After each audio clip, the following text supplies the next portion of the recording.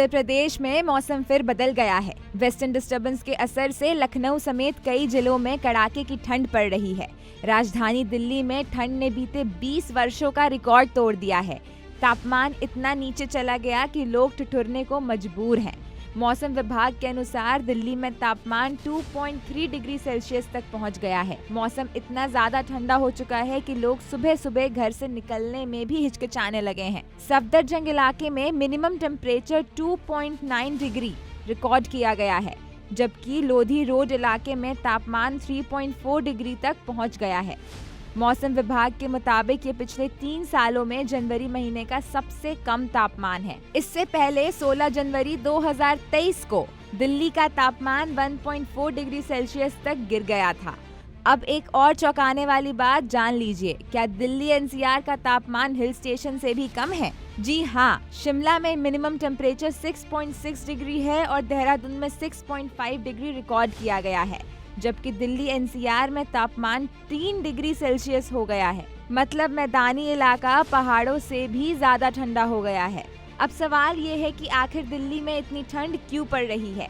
इसका जवाब दिया है IMD के वैज्ञानिकों ने।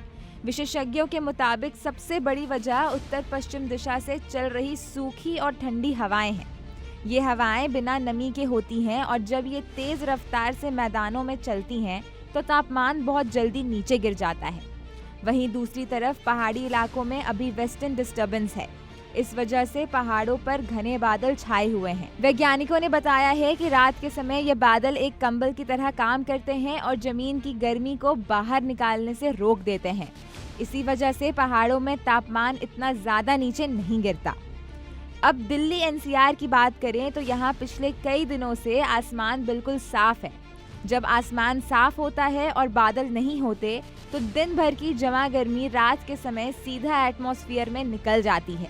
इस प्रोसेस को वैज्ञानिक भाषा में रेडिएशनल कूलिंग कहा जाता है। सिंपल शब्दों में बोलें तो गर्मी टिक नहीं पाती और ठंड बहुत तेज हो जाती है। इसी वजह से रात और सुबह के समय ठंड का असर सबसे ज्यादा महसूस होता है।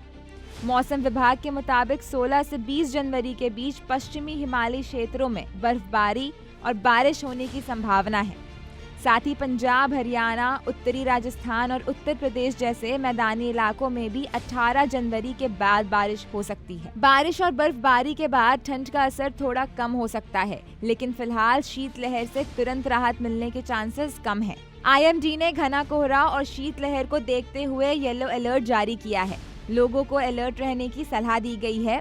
बिना जरूरत सुबह और शाम बाहर ना निकलें और गर्म कपड़ों का उपयोग करें। खासकर बच्चों, बुजुर्गों और पहले से बीमार लोगों को अतिरिक्त देखभाल लेने की सलाह दी गई है।